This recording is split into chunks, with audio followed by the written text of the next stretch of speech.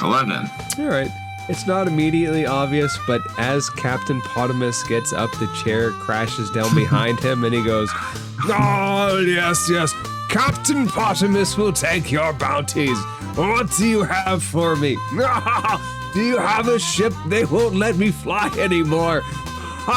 They're mad because of all the splinters in the air from my last ship and all the bodies floating. I could use a hug. Can you give me a hug, little man? No, thank you. Luke is instantly gonna take his bounty chips and walk away. Wait, I wasn't done talking. Please talk to me. I'm lonely. I'm an outcast. Stop it. I don't care anymore. I will give everybody a very quick recap from the start to the end of basically what's probably a first season. And then I will update you what happened between the gap and where you're at. So, FeyJammer started when a group of people were pulled into an Archfey's mansion to undergo a sort of trial that involved destroying blue and red things in order to make the color purple, because he is the purple Fey. He is the Lord of Lavender, is how you know him.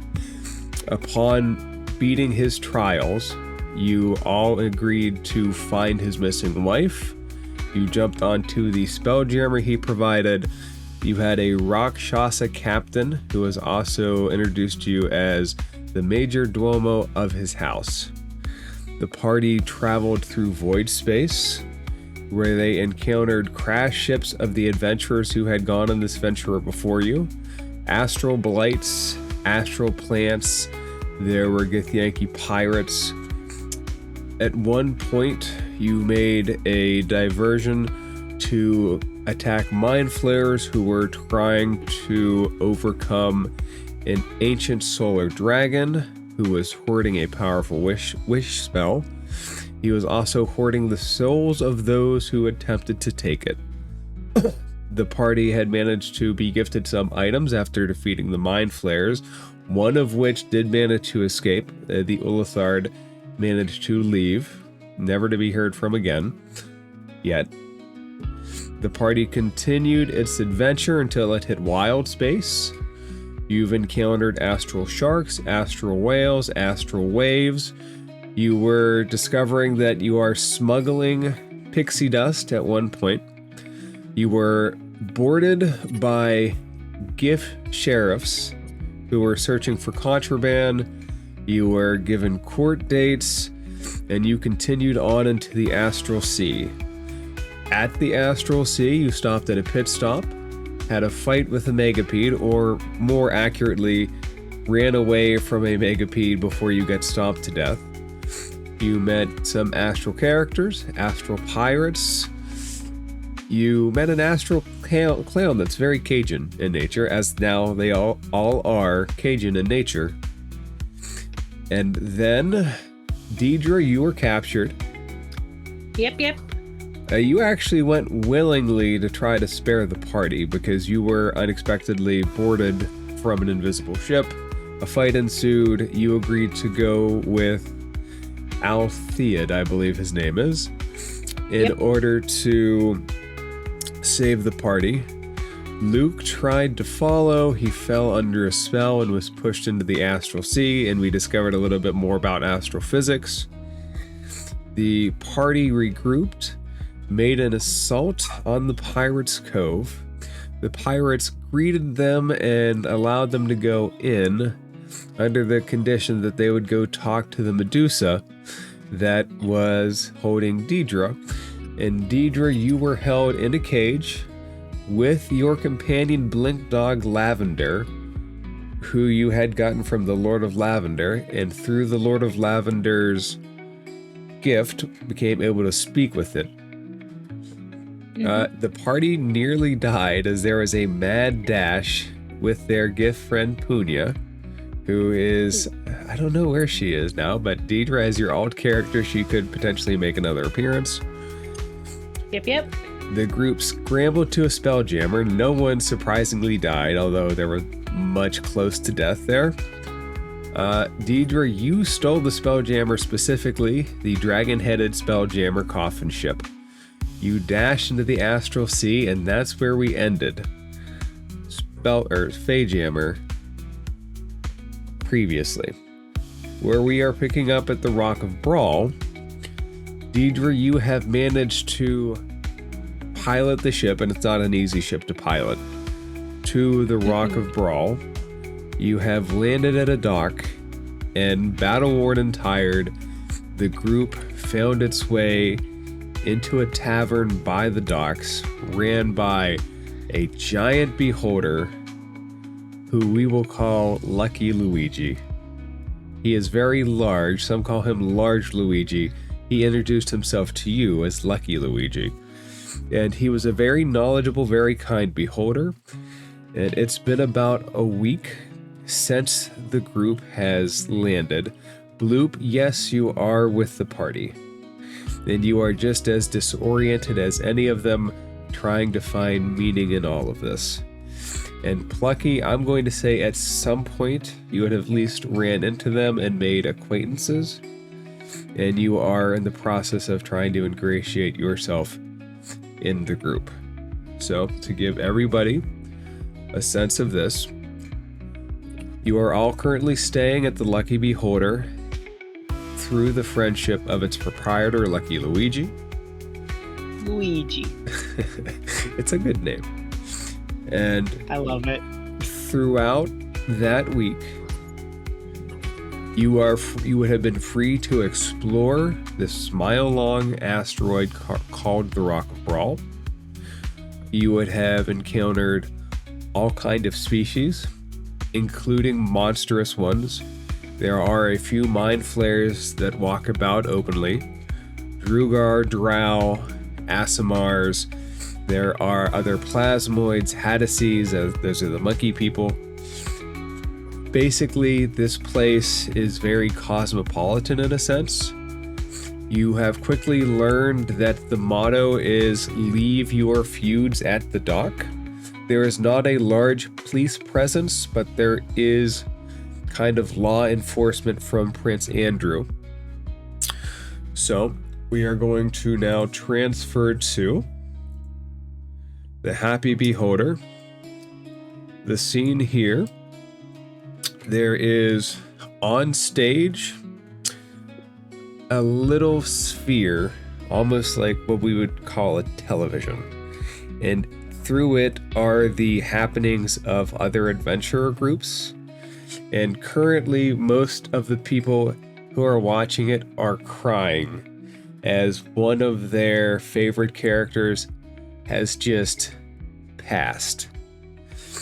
The party is sitting at a table, and Luke is sitting at a table by himself, apparently. And listen, Lucifer went through some shit. He's working through some shit. He's got a new arm. He's processing. He's not with the group right now. His mind is elsewhere. Also, I'll get into that later. Right. So this is where we are. He's happy not to have somebody next to him. He wants to stick his leg out on that seat next to him and be like, "You can come on back, Lucifer, but don't hurry. This is comfortable." And Roto, with you on the table is your very good friend and companion at this point, the miniature giant space hamster named Moo, who is just as traumatized by this as anybody. Bosom buddies, by which I mean most of the time he rides in a specially made pocket in the bosom of my jacket. And every so often he comes up with like pictures and drawings of you in drafts of writing about the adventures that you guys have been on. It's almost become therapeutic for him to write this stuff out. And as this is going on, Plucky, you are coming in through the round door that is perfectly shaped for a beholder to come in and out of. The Lucky Luigi beholder is currently watching that sphere, and there are little tears welling up in a couple of his eye stalks as he's using other eye stalks to wipe them away. No one is currently paying you guys any attention except yourselves. So, Hey, Luigi, you all right? I'm fine. Hey, Luigi, can I talk to you? I got a job. I'd prefer if you didn't spoil this one like the last one.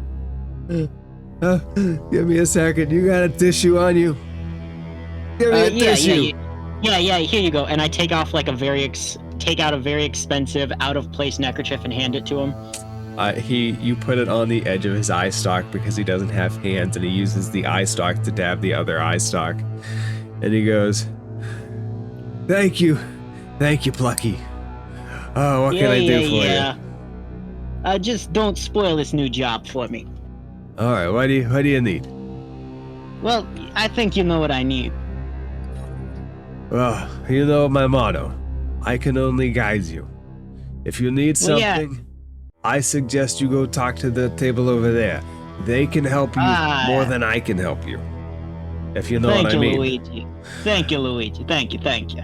Yes, yes. Also, you can keep that handkerchief. I got like 5 of them. Oh, thank you, because it's over the eye stalk that turns things to stone, and honestly, it's gonna be stone when I'm done. So, you know. That makes sense. It makes sense. It's gonna be stone. What is everybody watching? Man, this is a sob fest here. Oh, it's the other group that this guy in charge runs. One of his players died, but don't worry about that. Don't worry about that. I don't understand what that means, but okay. I guess another mercenary group fell ill or something, died. Who cares? I'm gonna go see what these fellows are. Go talk to the others. They'll take care of you. They got what you need. They're good people.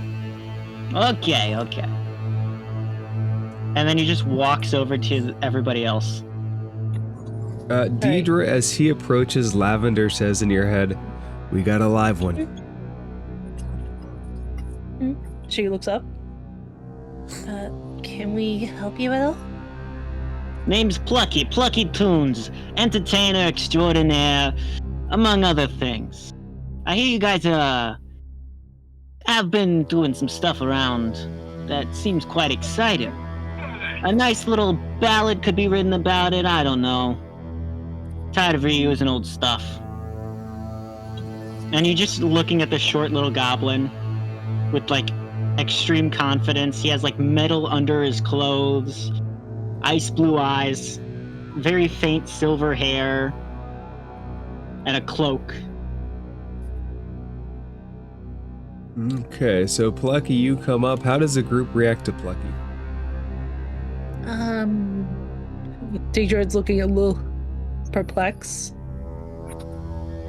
Oh, Plucky, I'm not sure if we're willing to share a tale to be turned into a tune at all.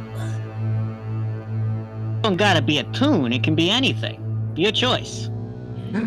But Deirdre, this one, he could tell tales of the adventures and the might of Bloop and spread it throughout the universe. What? Bloop. Yeah, I do travel the multiverse. It messes with your head a bit, but I've been around, man. It really messes with your head. Don't go to certain universes. They ain't nice, especially the Hells, man. Really don't go to the Hells. Deidre started to become quiet as she pets Lavender. Is it a scary place, the Hells? You could say that. I mean, that's an understatement, but yeah. Deirdre, I must go to the Hells. What? They have... Is this guy all slime or something? I said the Hells and he wants to go there? We're not in a rush to visit the Hells, friend. Yeah. I don't what think if there are strong opponents there? Oh, there is. We'll find strong opponents here. Wait, guys, I got this. They're the weakest opponents you can imagine. They just look very ugly.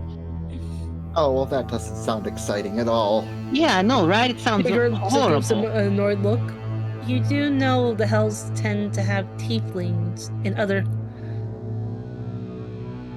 Hells. other demon-like creatures like me, right? Yeah, tieflings are cool. It's just the big guys. The big guys. Yeah, tieflings are cool. I'm just talking about the big guys with the wings and the, lack of better words, pitchforks. You mean the Cambions? Yeah, I don't know all the names, just the big ones that sit on the thrones. Oh, Deirdre, what can they be on? I think I'm gonna go to our room real quick. Excuse me, guys. Deidre, yes. just real quick, do you have your rod on you? Yep. You would feel it kind of getting a little bit hotter each time somebody says something about the Hells. Oh. Come on, Lavender. And then while you were walking away, he's just like, yeah, I'm from the Fey realm, so I understand when people don't like where you're from. Luke? Peter says stop. Luke? Oh, I hear that I'm supposedly from this place called Under the Mountain. Under the mountain? Yes, that is supposedly where I come from. I don't think I've been there. I've been to a lot of places. Not there. Well, there's not very much there except for, empty crystal caverns and maybe some death and possibly other ooze forms and maybe some goblins and goblinoids there, but yeah, that's where I came from. I'm a goblin, and then he just starts speaking fluent gobbledygook and he's like, I'm a goblin. And he returns in goblin. Oh, very nice to meet you, fair goblin. He seems shocked but also excited. And he has like this little spark in his icy blue eyes. And you'll see Bloop as well. I guess for description purposes, Bloop is he's a plasmoid, so he's basically an ooze that has like a humanoid form, and you can see he's like mostly kind of vaguely like a clear, vaguely transparent ooze form that has like white streaks and like little nebulae and the nerve endings going throughout his form. He wears mostly just like very worn, like orangey yellow robes, like a monastic like monk robes. And you can see inside his person along his back there looks to be like some kind of like a bow staff. That he has most of his belongings inside of his person. You can see like a backpack where his stomach is, the bow staff acting as his quote-unquote spine, and you see behind where the skull is a vague, what you can see looks like some kind of a big fanged animal skull where the head is. And he just like waves around very energetically, being able to finally speak Goblin with someone else. I like you, weird guy. I like you, Mr. Plucky Tunes. Thank you for using the stage name. I really don't like being called just Plucky. Bad childhood memories, you know?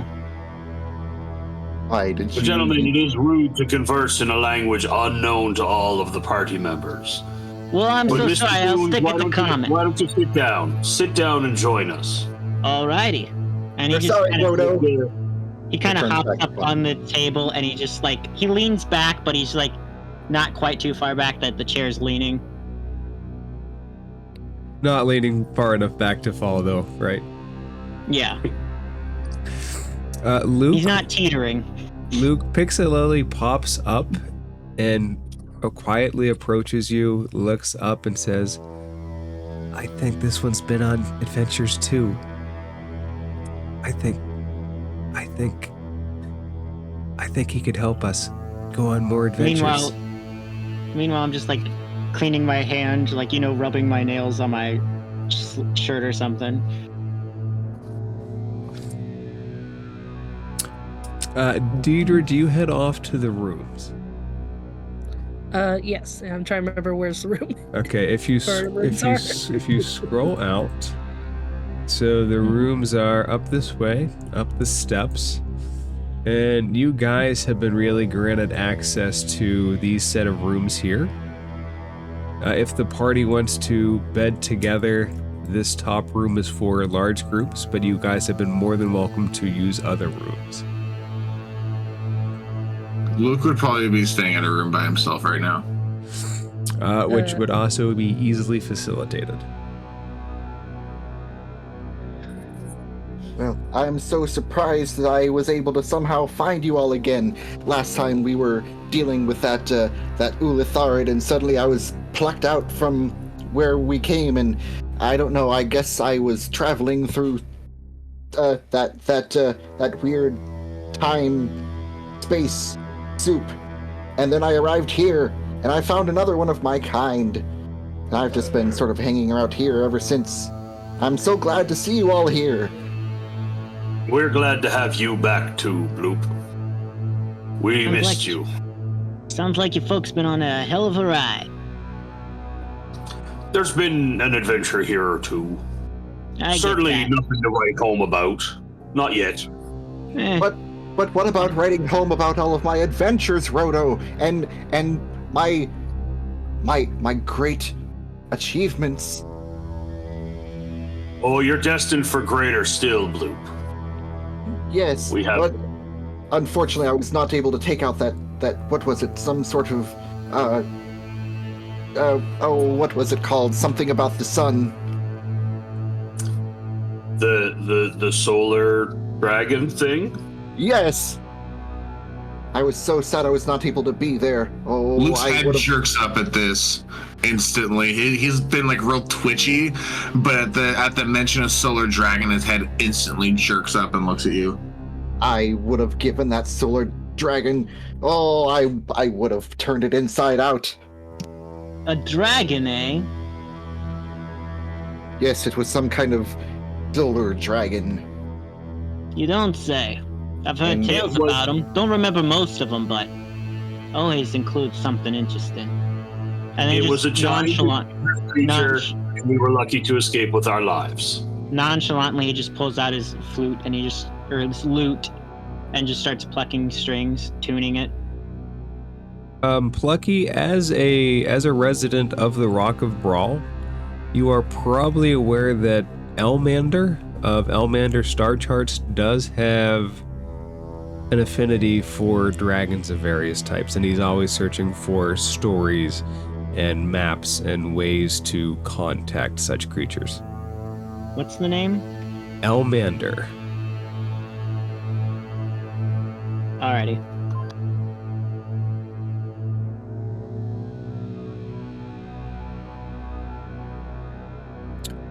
Deidre, as you're in that room, Lavender puts his paws on your knees, and he says to you, "Are you all right?"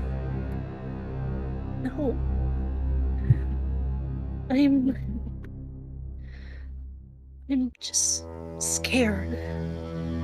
Yes, scary things, but we've made it through all of it. You almost died because of me. But we didn't.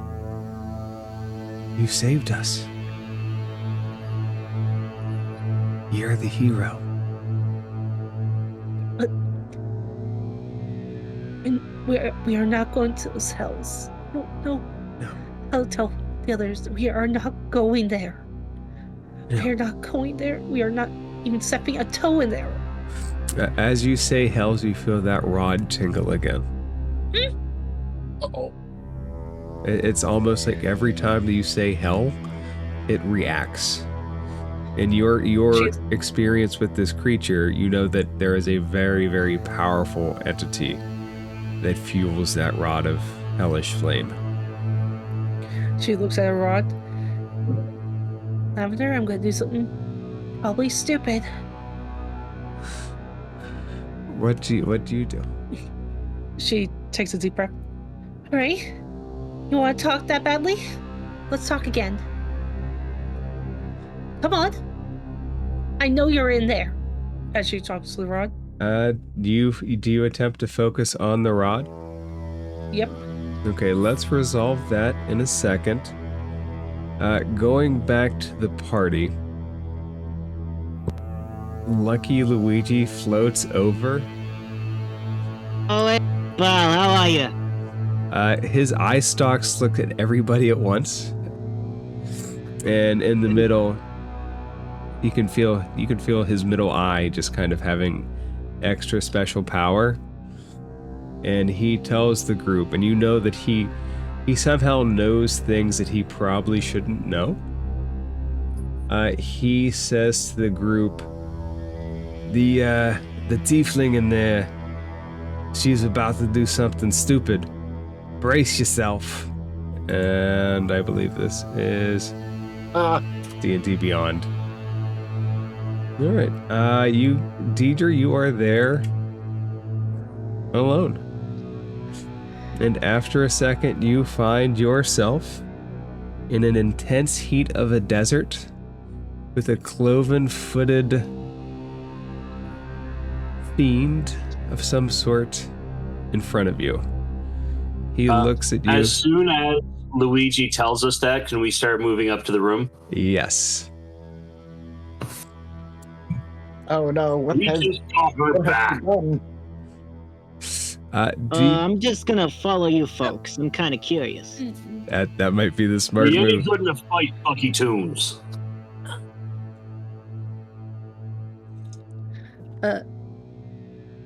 Well, are you? Deidre, he looks across the sand at you and he says, "You rang?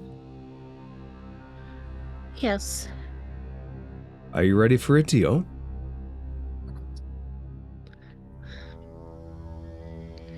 I'd rather know the devil I'm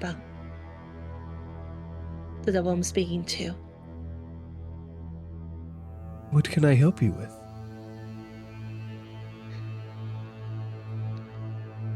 I'm ready to make a deal. He starts to step closer to you. That deal might have changed. We're no longer with Alamuro. But he's alive. And he'll be there. I need you to kill him. the law's stronger than me. Oh no. Plus, I don't know. He's not stronger than us. What's your name? Just call me T for now. T? T. All right. Other than power, what else could you offer me? What do you want? Gold? Fame? Fortune? A pet? Steps closer again.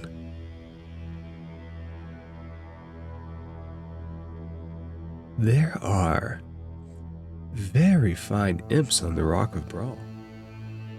I'm not interested in anything like that. Something more powerful with chains. No. Do you like chains? Fire? I... Whips? No, Unfortunately, unlike you, I'm not a fan of the fire plane. Or the hells. Ice then. Not a fan. You are half us. Maybe one of you takes, but I'm not. But you're not. But you are. I prefer to be forced back home. Would you prefer if we talked in person? Talking through the rod can become dull after a moment.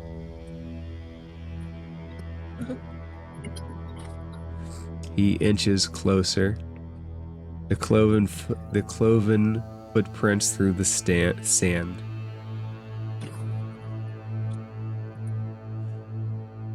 I know what will make you happy. What?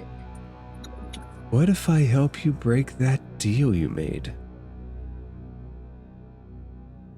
It just got 3 more purple inside me. That's it. Do you know how many creatures are hunting you? What? Think about it. You made a deal with an Archfey and a Rakshasa. You slighted an Elder Brain?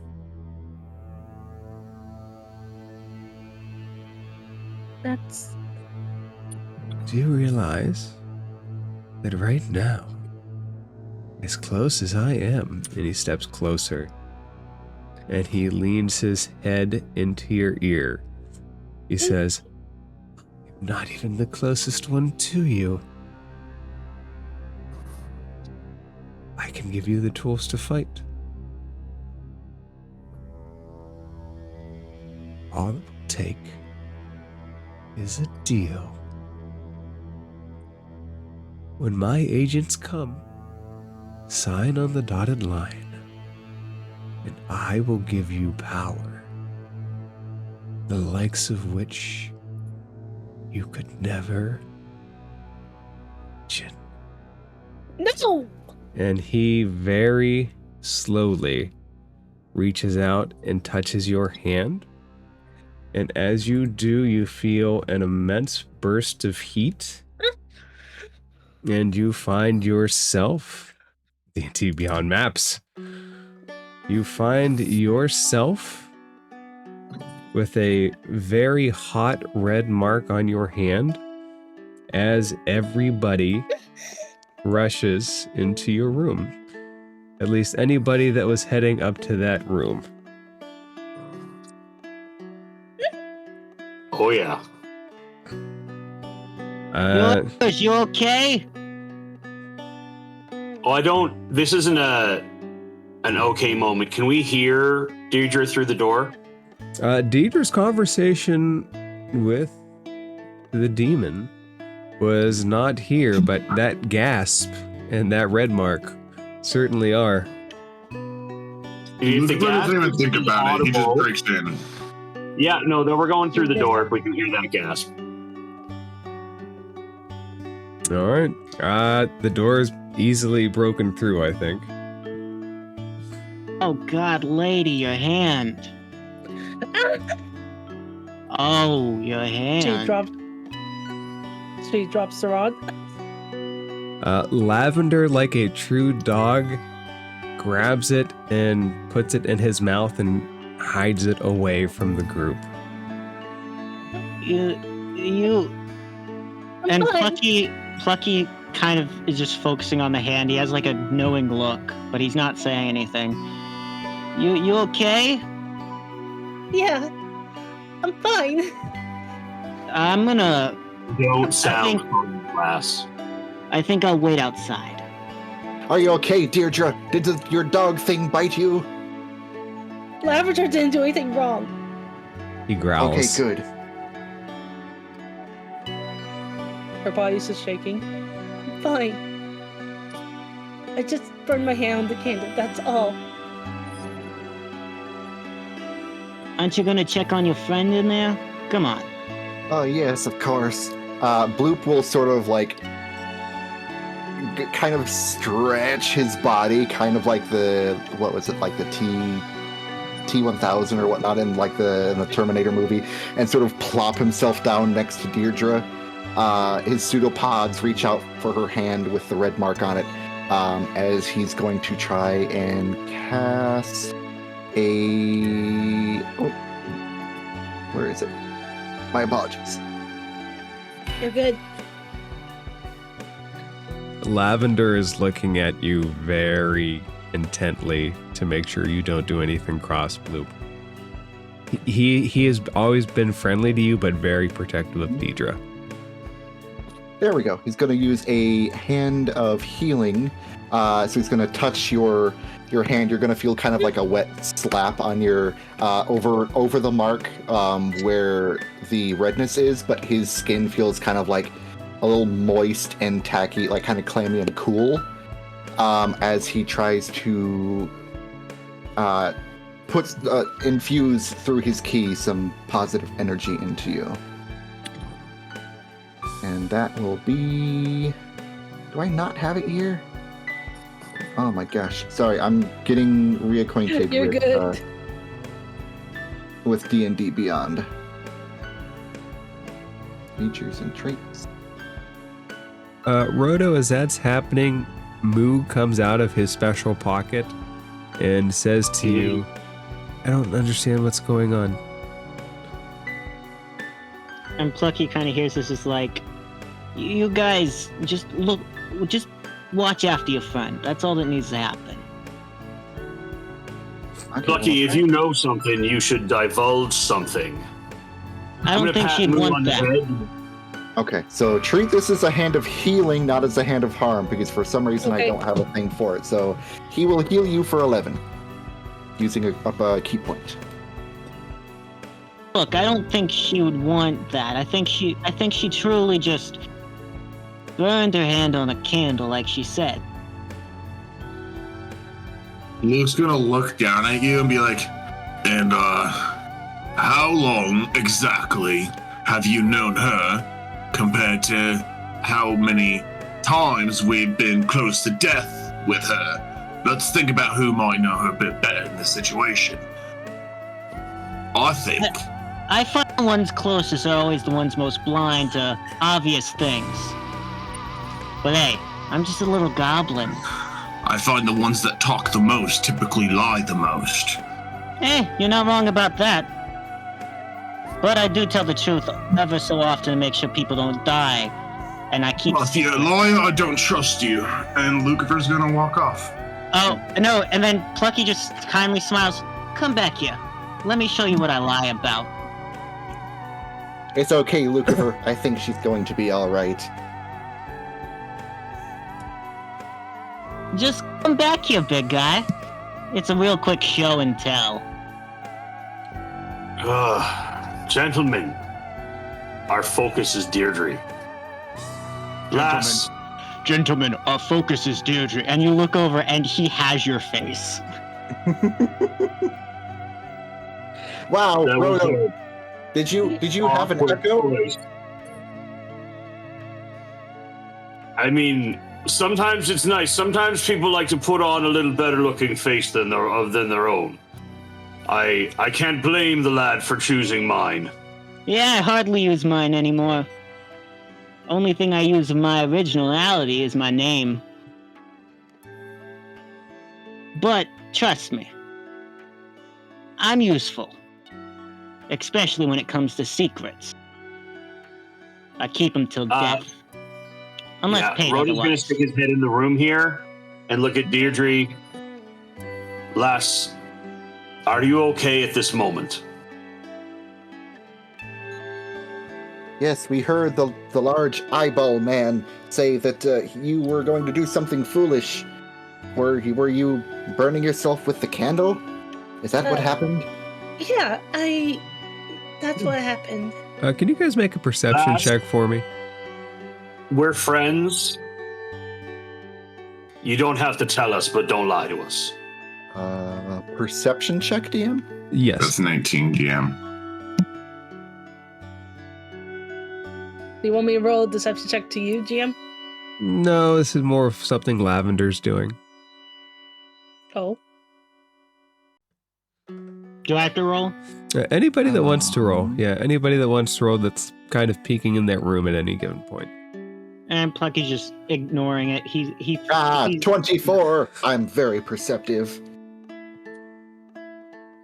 And Roto, do you want to roll one too, or? No. Roto is more insistent on his comment about just don't lie to us. He doesn't care what's going on unless Deirdre wants to tell us. Okay, Luke and Bloop, you very clearly see that Lavender is trying to stash that rod of Deirdre's away behind him, unsuccessfully against those rolls. Lucifer's too concerned with his own current mental state to really be concerned with what the dog is hiding. What that dog doing, though? Oh, what is that small dog friend? Is Deidre, to you and to you alone, he says, if one of them go for it, I'll bite off their hand. He's as high as my staff. Put my staff away. That's all. Oh, very well. Were you playing with the dog and you ended up burning your hand? Yeah, the candlestick fell and I grabbed it. Okay, As she looks very at her, well. As she looks at her hand. And you'll see, everyone will see Bloop's, like, pseudopod head. It's mostly featureless, but for the old helmet skull that belonged to his master still sitting in it sort of turns over to look at you, Lucifer and Rodo, before turning over to Deirdre. Oh, are you sure that nothing else is bothering you, little fawn?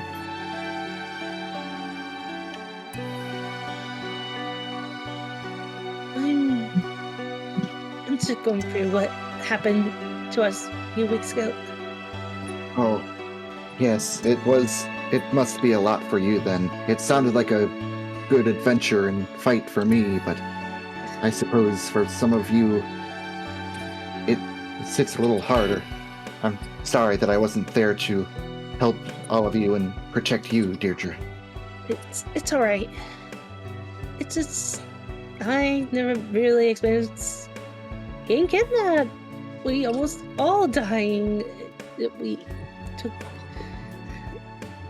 a spell, Jammer, that's a lot. Yes, it was a lot for Bloop too. He's never flown a spelljammer or fought a bunch of tentacle face men or talked with necklaces that had a voice inside them or dragon eyes or anything like that. Do you say all that out loud, Bloop? Yep. Okay, so all of the group hears that. Deidre, Lavender puts his paws on your knee again and says to you, going for a walk always helps clear your head. Maybe we should take a stroll through the gardens. She nods a little. I just need some air. Can I insight check that dog? Can I insight check that dog? Roll an insight check to see how the dog is feeling. 17. I would say you clearly see that the dog is concerned for Deidre.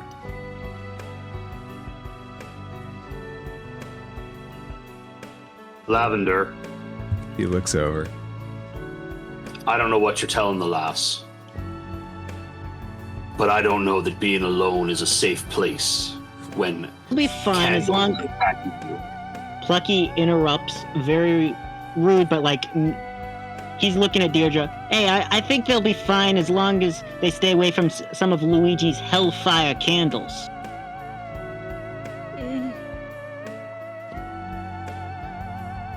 Right.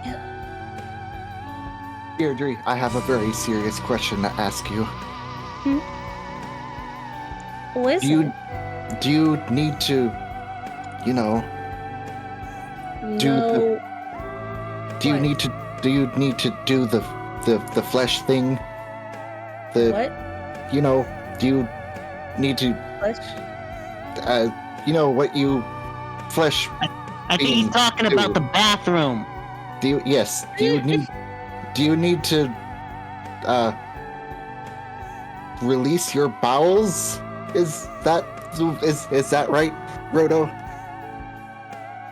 Yeah, turns toward purple. you have expressed it in a technically correct fashion, although generally we prefer euphemisms. Say, the little adventurer's room or something, friend. Oh yes, No, I heard. sorry. Wait! I think I heard one once. Does the queen need to visit her throne? That's Like an that. excellent euphemism. I like That's that. I like that. Does that work better? Yes, excellent. Deidre, Now, completely. Gentlemen, turning dark blue. I do think we should evacuate the lady's room Yeah, for a that's what I moment feel. before we stand here and talk about her going to the bathroom more. Yeah, that's. Everything as she tosses the pillow at him.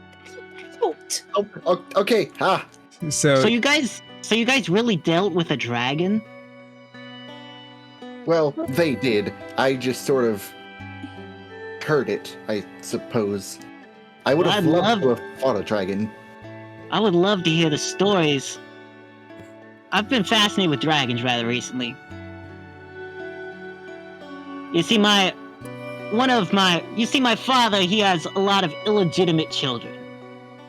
But he did adopt some, and one little green scaly piece of work is after one.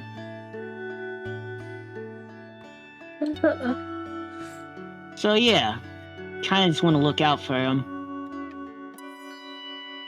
Blue? Illegitimate children. Yes. How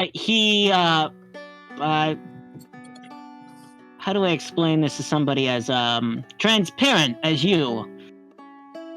My dad left me, and now I have, the farther he goes, the more siblings I got.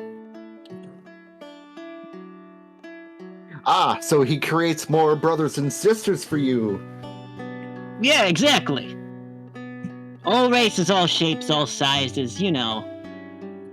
Just a little bit of rabbit in each and every one of them. Is Plucky Toons' dad a space trucker? Out of curiosity. He could be. He could be. Could be. So 2 things. I actually have put thought into how the restrooms work in this scenario.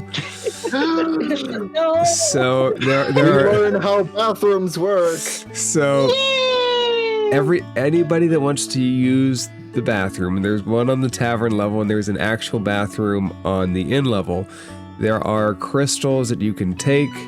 When you walk in, the crystal sends you into your own personal bathroom dimension, so nobody can potentially walk in on you unless they have a crystal attuned to the same frequency. So it's like infinite bathrooms.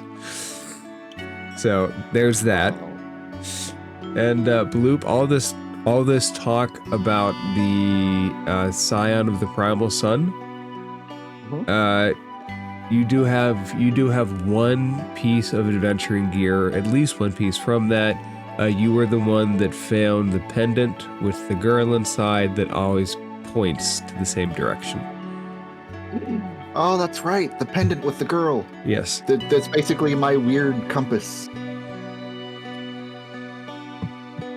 Just to remind you, if you want that to pop into Bloop's head at any time. Luke, So, go ahead, Plucky. So, any of you guys with, and you can see he's thinking not to offend Bloop, with more than, ooze in your skull, could you guys tell me about the dragon you visited or saw? I feel like that's a conversation best held not in a crowded tavern. Makes sense. You don't know how many times I've spoken a bit too loud and had somebody with a dagger up to my throat. Oh, I can probably imagine. Roto's gonna reach over and poke Lucifer and say, Jinx. Anyway, hey Luigi. I'll go buy you a drink right now. Hey Luigi, thanks for warning us about that hellfire candle. Yeah, did you stop it from doing the thing? I mean, I already know the answer, but you gotta tell me anyway. Yeah, I think you know. Don't worry about it. Hey, next we're gonna watch some dwarven guy on our TV. It's reruns, but he's our best of hits. He and his kid, they knock it out of the park until the kid vanishes from the scene. I wonder whatever happened to him. Right? Just keep that lizard. Just keep that lizard off your screen. Oh, another dwarf man like you, Roto. Very true, very true. Is it a relative? Oh, certainly not. Certainly not. No, lots of dwarves in the world, lots of dwarves. But aren't all dwarves related? Like all humans and all elves? I mean, biologically, yeah, we're like all related in that we came from the same geode.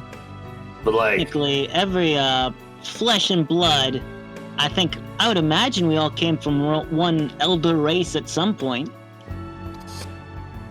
Maybe. I don't know. If the dwarves think that we all cracked out of a geode, all those little crystals came spilling out and up erupted dwarf civilization, and that's how we came to be. So I mean, there's no guarantee that handsome-looking young dwarf on the TV is related to me in any way, shape, or form. Yeah. Yeah, I already showed you. I'm a changeling. We don't really know what's going on. We just have fun, live life.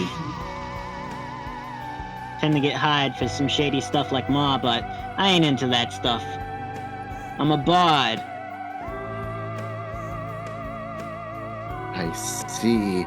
A bard. So that means that you sing songs? Sing, act, do little magic tricks that aren't actually magic, you name it. Even do little cartwheels around.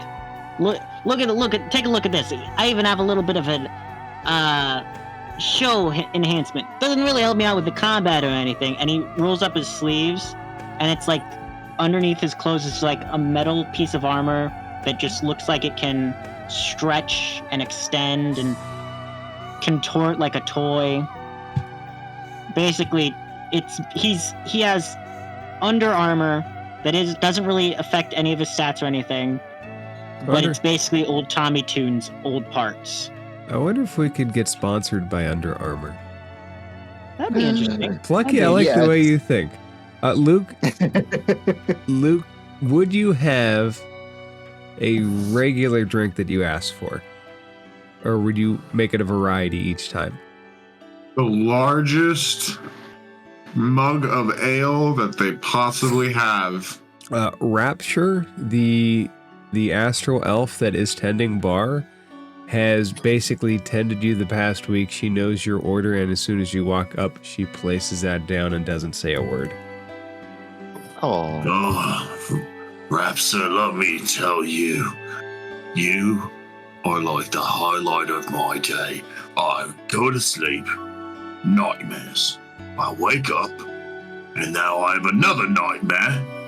And then I come up here and you give me my drink and it's bliss. And then I go to sleep and it's nightmares and I wait. It's just all over again. So thank you, Rapsa. Cheers! And he's gonna drain it, slam it, and go, another, please. Miss Rapsa, he's getting one for me too. In fact, just go ahead and give me a whole barrel. We're gonna need it. She says, 1 barrel, 1 drink at a time, as always. Pixel Lily is looking daggers at you, just so you know. Uh-oh. And the drow... I have a question.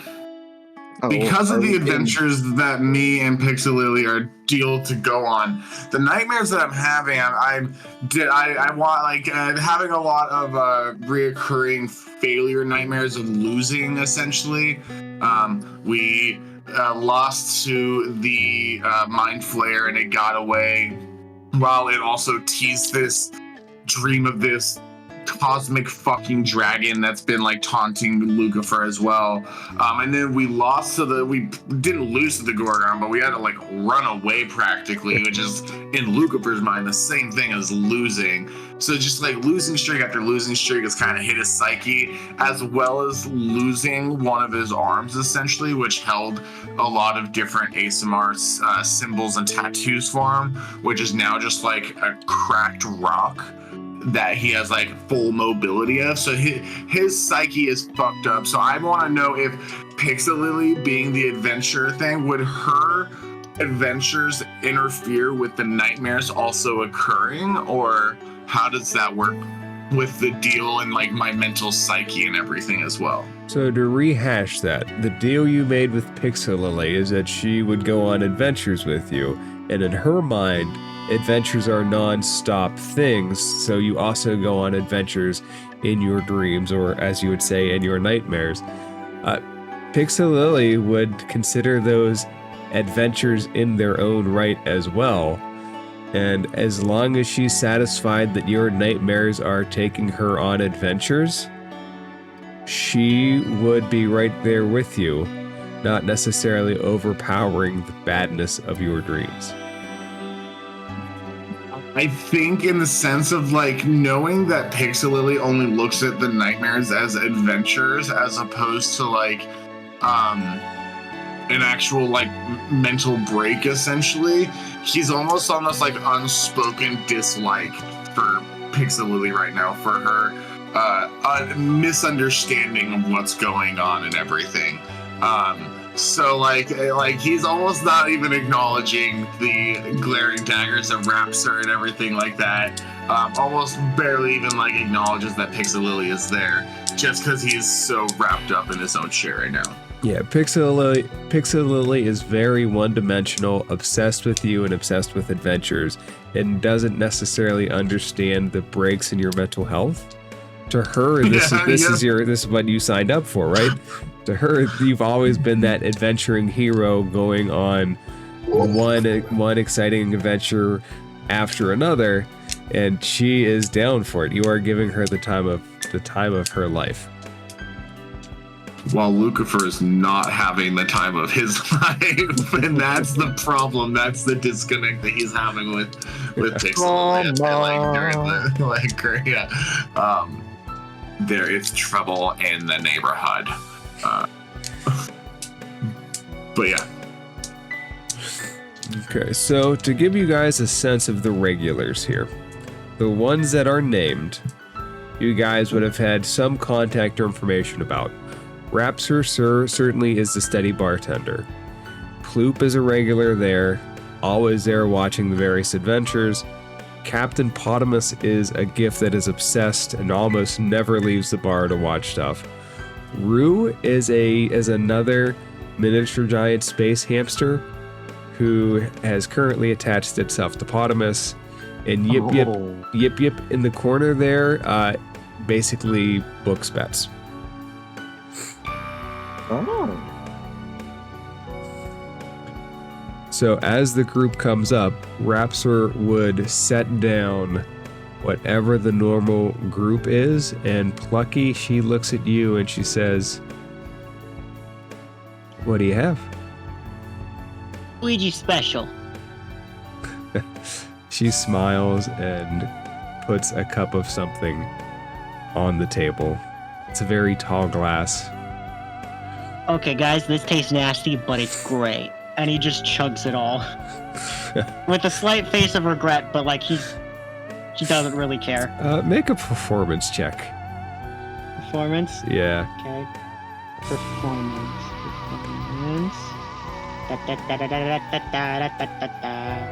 That would be a 23. It tastes horrible, but you don't show how bad that it tastes. But the elf is smiling at you. He just kind of gives a knowing wink to her. She takes her hand and flips her hair and goes, "Another?" Not really. Not today, at least. The drow between you guys steps away and just shakes his head and walks out of the bar.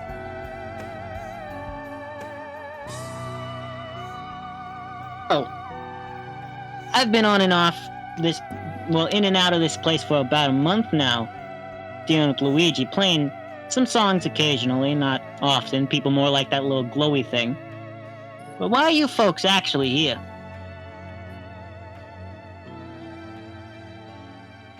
Convenient stopover on our way to wherever we're going next. Where you going? And Roto at this point is going to elbow Lucifer. Maybe other things. Like what? Oh, what other things are you getting up to, Roto and Lucifer? I want to join again.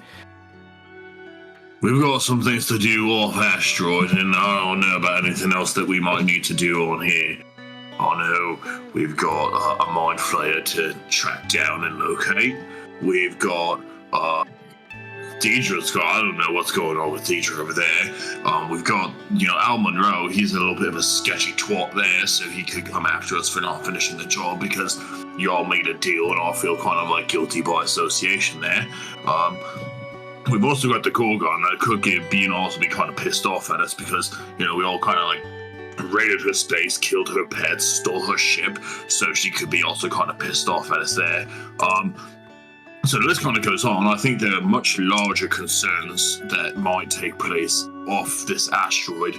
And I think someone has beef with me too. I think they want to fight. But again, larger concerns.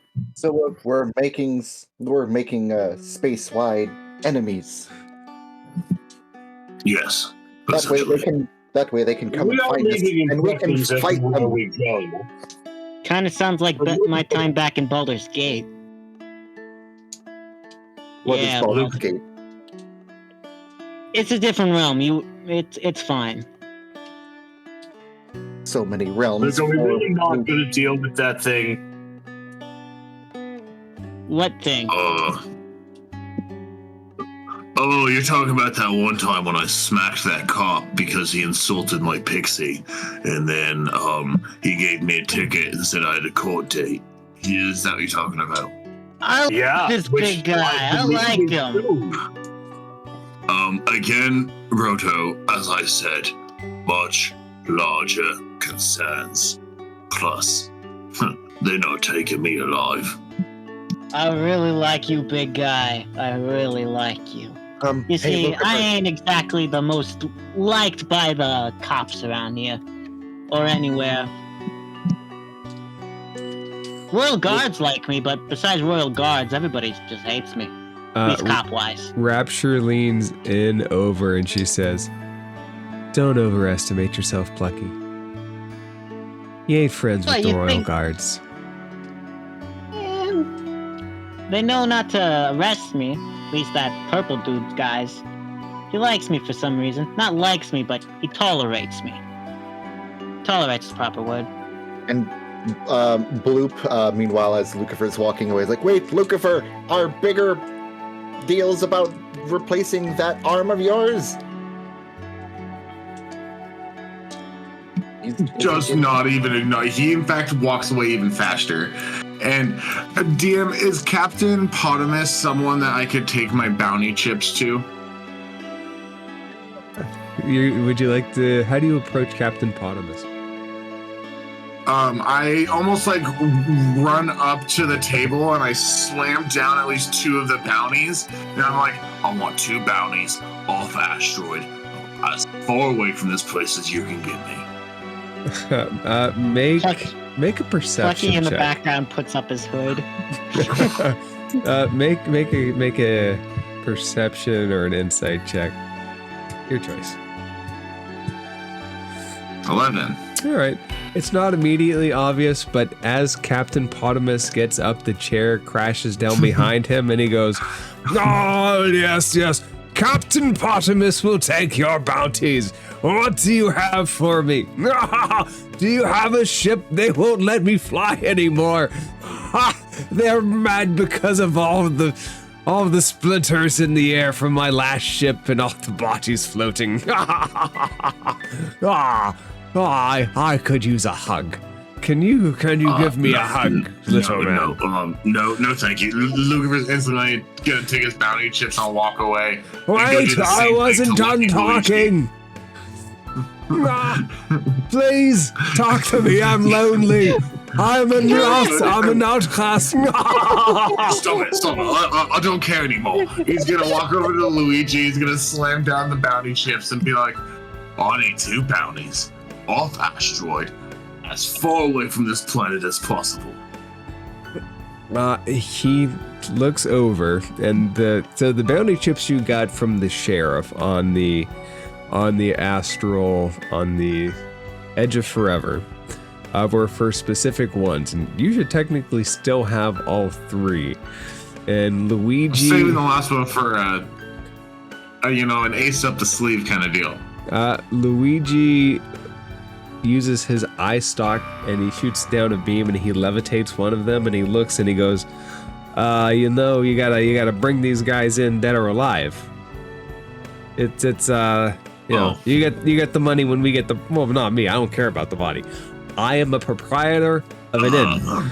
But, especially the ones wanted for piracy of, the naval fleets and the royal ships, those are the ones that are the big bounties on. But you gotta fly away, you gotta get those, and you gotta bring them back. Okay. See, I was never known for my brains, so thank you for telling me that. Yes, my pleasure. I will go find them myself right now. I'm gonna walk back over to Roto, I'm gonna slam down the chips, be like, we have these 2 people we need to go catch. That's what we can do. Meanwhile, and we get paid for it. Meanwhile, Plucky is over here. You guys see him just hugging Captain Potamus. It's gonna be all right, buddy. You just maybe need a break from all this stuff, you know? He looks down and he goes, yes, a break. I could use a drink. Bye. Oh my, what are you anyway? You look like one of those things floating in space. Yes. A body? Oh, no, I've seen plenty of bodies. Maybe one of those fish things. Are you a fish man? I can be. Yes. You can be a fish man. Yes, I can. And then we can go fishing and we'll not worry about any of this. Would you like to go fishing with me, young man? Oh, I'd love to, but I just found this new group of people, and I think they could help me with what I'm in town for. Are you saying that you don't want to go flying with the famous Potamus, hero of the 7 astral? Yes. Come with me. Oh wait, hold up, buddy. And I put my hand on his shoulder, and I go to give him one hug. Could I pick his pockets? Make a sleight of hand check. Okay. And 26. Oh my.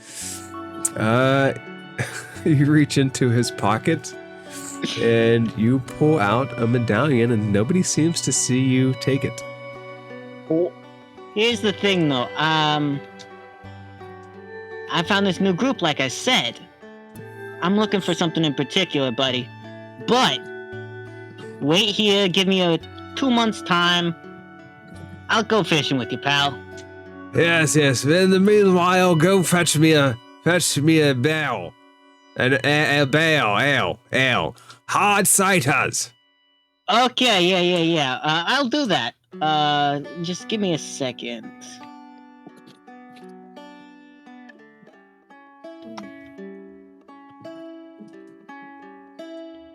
Do you actually go fetch him a cider?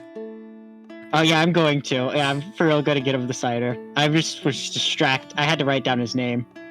Captain Potamus! Hey, Captain Potamus is asking for a big old barrel. Could I possibly... She looks at you worriedly and shakes her head. You're welcome to roll a persuasion check if you really want to try to get him something. Come on, he's such a nice guy. I mean... A 14? Oh, that's not as high as I'd hope. She shakes her head again. And, can I help? Yeah, you can either roll your own or give him advantage. Which would you rather do? I'd like to give him advantage, but I'll be like, Rapsa, it'll give him to be a little quiet. All right, Plucky, go ahead and roll another one. We'll take the higher of the two. Alrighty, please be better. Please be... Nope. It's 1 point better. She puts a glass of something in front of you. A mug of something. Unfortunately, Cap, they might be cutting you off soon, but I was able to get you this. Yes. Thank you, little fishman. Yep, you're welcome. You're always welcome on my ship when I'm allowed to fly again. I can't wait. I'll save the date. Yes, I'll find you. Don't worry, I'll find you. I'll hook you in the gills and pull you on the ship. And yes, it'll be a good time. Sure, buddy, sure. And he just goes back to the group. If I could, DM, Bloop will like lean forward, like sort of looming over Roto, and sort of like poorly stage whisper. Like he'll attend to whisper, but he more of like stage whispers to Roto. Says, Roto, is Lucifer sour about the exchange of his flesh arm for another arm? He doesn't seem very happy with it. Does he not like this one? Plucky very obviously scoots over slightly at his stool. Luke, my friend, when Lucifer's ready to tell us about the arm and how he feels about it, he'll tell us. For the moment, though, I think we may want to grab Deirdre and consider pursuing some of the opportunities on these pucks. Yeah, I'll come and help you out. If we're not going to follow up on Lucifer's issue, then we should not be here. Okay. I feel like I would only bring us more trouble if I show up to that. And if they have to chase after us, that means they have to catch us. And that's always going to be an issue. It's a big area out there. Oh, before we go, Rapsir, can I have another one of your lovely, what did you call them? A fizzy squid, please. She walks over, puts something of some sort on the countertop. And there's a notable kind of twist of her nose at it. Like, oh, I find these the most enjoyable. I don't know how you fleshlings deal with them, but they are positively scrumptious to me. And he's going to take this bottle with like this weird thicker looking liquid, but it's like it has looks like it has like carbonation to it. There's like bubbles in it. And he'll take it in both pseudopods and just chuck it back, just like shotgunning it. And as this happens, there's going to be like the liquid that pours out starts to congeal into like these very thick, watery like pseudopods. As Bloop just like inhales it, and it looks like he's swallowing the liquid that is slowly turning into a squid. But it drops into his belly, and let me see, because I'm just using like a actual like homebrew D&D thing here because I want to have fun. Yeah, that's fine. I'm tempted to make the little old Tommy Toons armor homebrew, but that would take a while. Neat.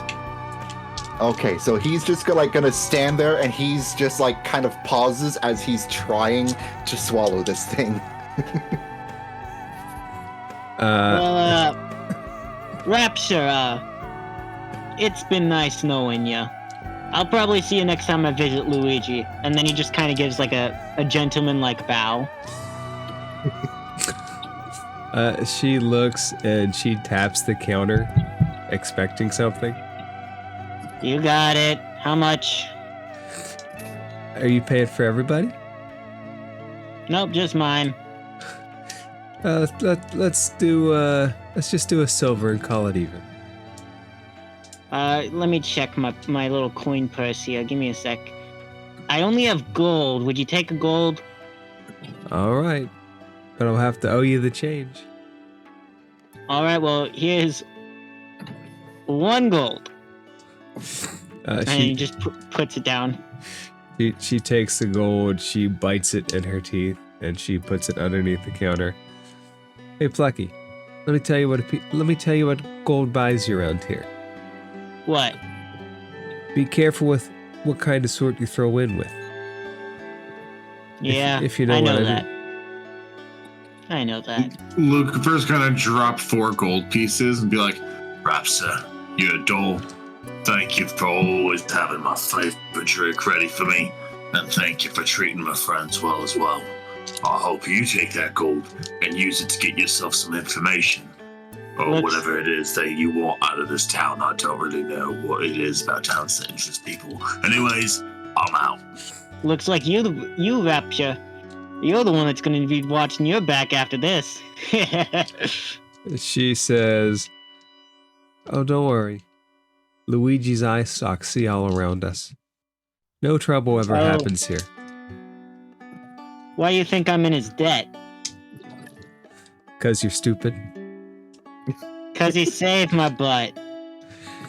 Anyway, Same what's my thing. change?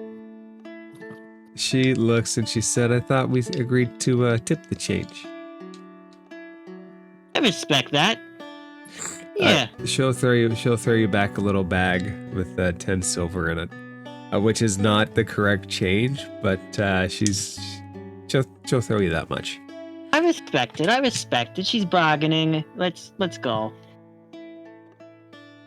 Okay, does the party step outside of the happy beholder?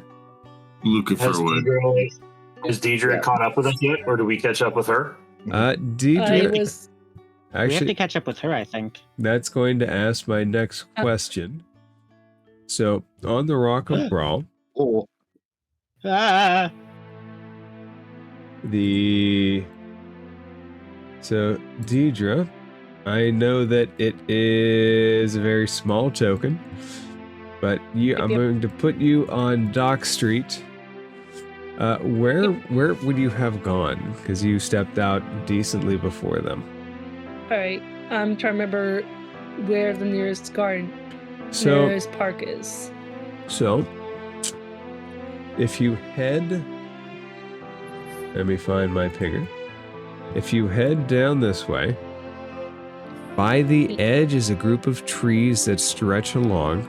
It's not a big nature walk, but it is pleasant in itself. There is a large, clear festival grounds here that is lightly trafficked. The actual closest thing to a woods is above the middle city. So if you headed this way, it'll take you here. Yep. And there is a bunch of other little trees that dot the slope. And there is, of course, the Lake of Bral, which is a large freshwater lake. Ooh. So when you step out, where would you have gone? I would have gone towards the forest near the Lake of Bral. Okay, and Lavender would stay with you that entire time, so... that is the path that you are headed. Do you head there slowly or quickly? Slowly. Alright, so... 1, 2, 3, 4. I'm gonna roll a d4 to determine which one of you gets to be the icon. If I can find a d4. Let's do it like this. I'll say this, on our way, I'm going to be examining that necklace. Alright, the question would be, would Bloop let you... Oh, you mean the one from Potamus? Yeah. Okay, Bloop... I don't know any other necklaces right now. It is not a necklace, it's just a gold-plated medallion. It's medallion. On it is a hippo's head. Go ahead and make an investigation check. Oh, jeez. Give me a sec. Wrong tab. I have way too many open. Yes. Investigation. This could only go well. Not one's 10 too. So this could be So it's got a hippo's head on it. It looks like it could be gold. There's not really much more that you can tell. Does the party want to chase after Deidre? And Plucky, what were you going to say? Would I, like, recognize it any other way besides... Like, would I have seen it before? How much time do you spend with GIF? GIF? GIF. Yes. I can't imagine you'd spend too much time with them. They are... Enough that they don't freak them out anymore. You probably wouldn't have seen any of these without getting very close to a GIF. Yeah, I've talked to them, had lovely exchange of items with them that are beneficial to me, but I don't think I've had prolonged exposure to it. Okay, anybody that wants to track Deidre, go ahead and do a survival check. Ooh. Yep, after Bloop takes like a full 30 seconds to like down that fizzy squid, he's like throws down some gold 16. and goes after his girl, his best friend. Where's survival, right? Yep, survival for tracking. Roto, with the 16, you're going to be able to. Both of you are going to be able to catch on to which way she headed. She's not moving particularly fast, but she does seem to be moving towards the heart of the city. The direction that she seems to go is towards the Great Market. Take that for what you will. I would like to catch up to our wayward crew member. Yes, we can't split the warband again. We just got back together. I'm going to follow along, and as I'm following along, my cloak goes from something looking rather expensive, and it just suddenly, after a few steps, looks like something a homeless person or an urchin would wear. Okay. All right, let's quick time it. All right. Are you homeless? No, You look kind of homeless. Well, yeah, I do, but it's just fashion, man. That's all you need to understand. Okay, so if the group follows, I'm going to move the group to follow Deidre. With a 16 and the way she's moving, you guys are catching up.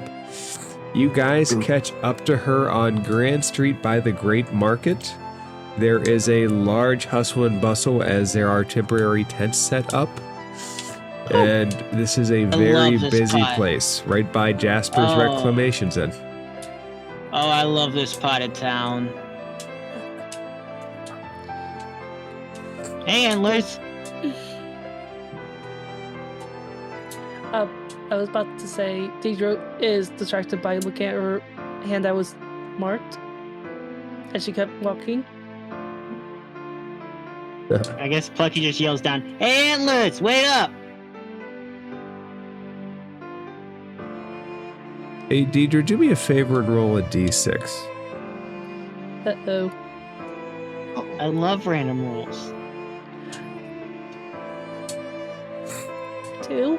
Okay, so as you get closer to the market, you see somebody standing on what's like a soapbox, and he is giving a speech. He is in fine red robes that flow down, and every hand motion that this person makes is like a big show in and of itself, and he is talking about the path to the future. And he looks over and he motions you over. And everybody is catching up as this is going on. So after a moment, he motions everybody over. Okay. Plucky hesitantly comes up and stands right next to him, his cloak turning red like his. He says, "The future is now. For a few copper pieces, you can be included in the Garden of the Seas." Just a few copper? Just a few copper, my friend. That's a little bit low for knowing what's happening. I don't think I want to become part of the garden.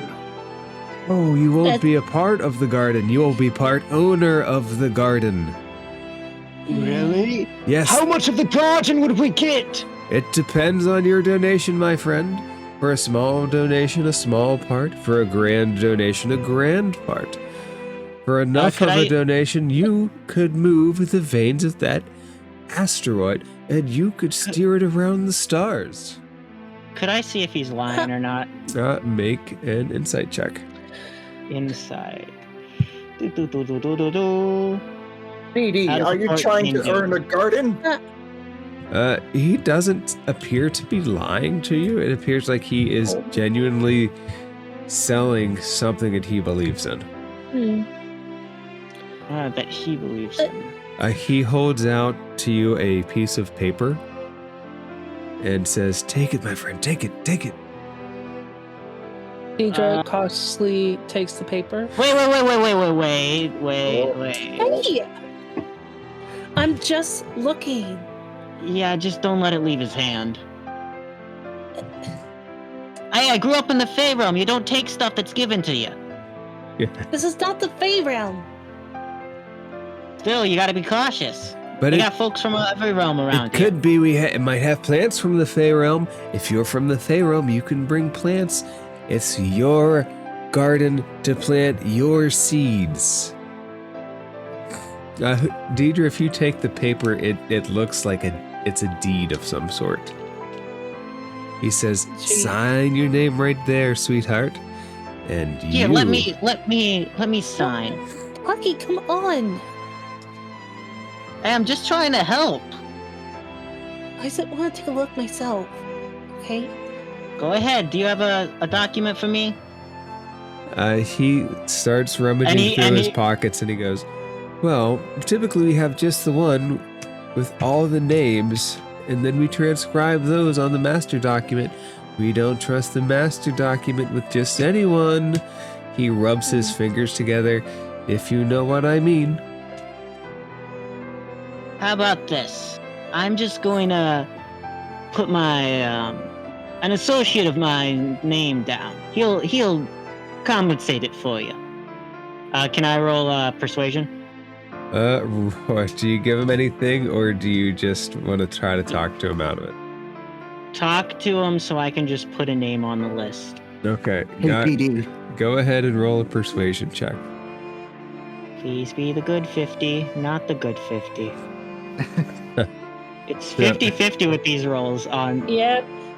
As starting a new character, rolls are often iffy. So he looks and he says, "Sign your name on the one she has, and we'll have you on the master one. Don't worry. You can trust us." And he winks. Yeah.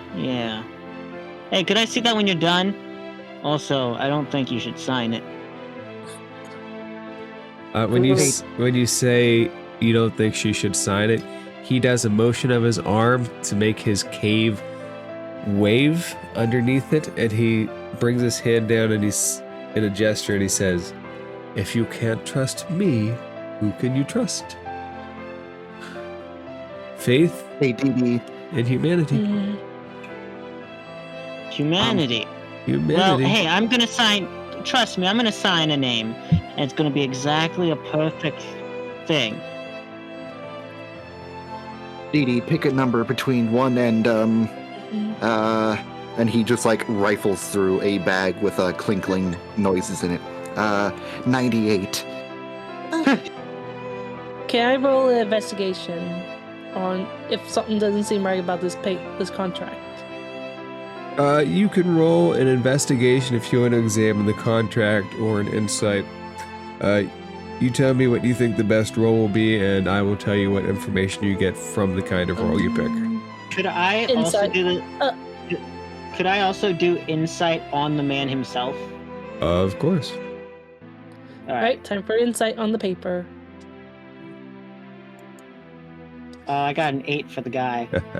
The guy seems really genuine in his belief, and the paper seems like a contract that will make you part owner for a nominal fee of this space garden, as it's called in the paper. Where are Luke and Roto during all this? Roto is generally shaking his head at this whole procedure, but he is there, having caught up to Deirdre, watching the whole proceeding.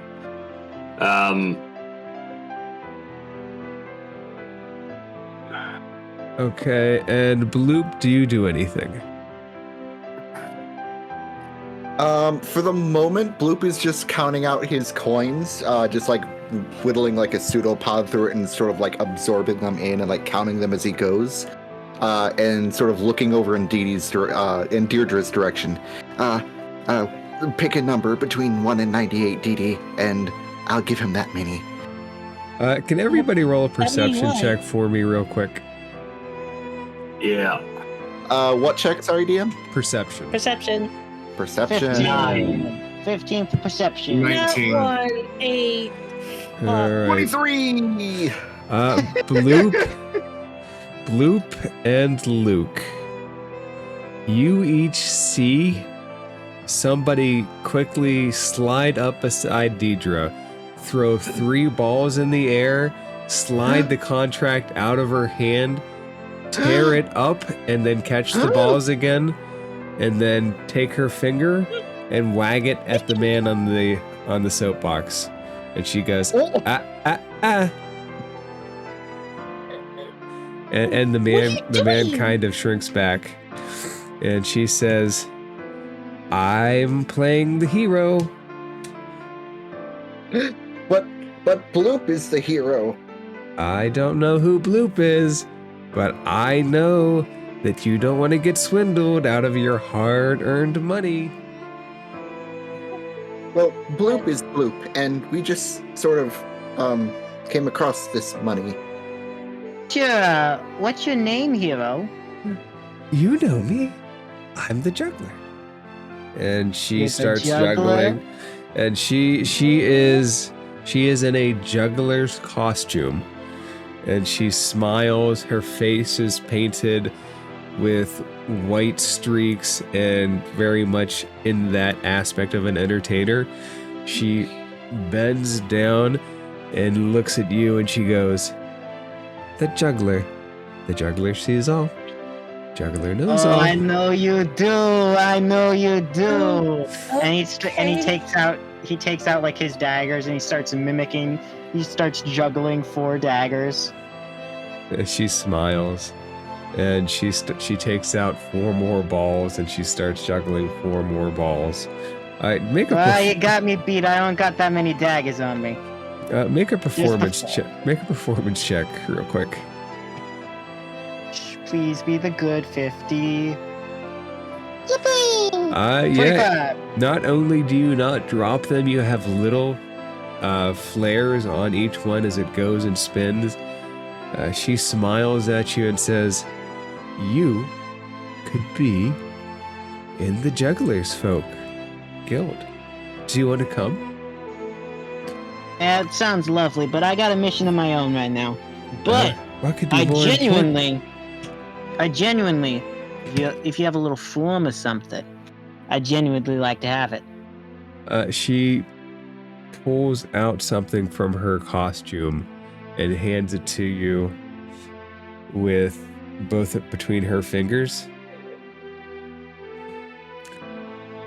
What exactly is it? Just it's from the looks of it, without taking it, it looks like a business card of some sort.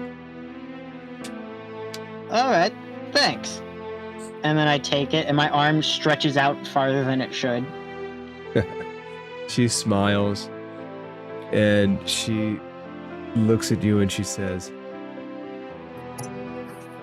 I've known you for a long time. I think you've enjoyed our shows. And you know that jugglers are almost always here. Members of this guild are almost always here. The entire time Plucky's interacting with the juggler, there's just a smile on his face. You know I love the show. She takes her hand, steps to the side, and puts her arms back. There's a group of performers performing behind her. Does Does anybody know what La Carme dell'Arte is? Yes. It is basically 4 people in weird, grotesque masks doing improv. They have like costumes. They're huge buttocks. One has a giant chest, and they're all there acting as people are just watching them. They are, at least from a distance, something to watch. Everybody's bursting out laughing as they watch them. Okay, I look at the person who is holding the contract. Sorry. I'm not really interested, but I'd be happy to give you a small donation. You see the juggler out of the side of your eye shake her head. But you are so welcome to give it to him. His hand is timidly out. Roll an insight check.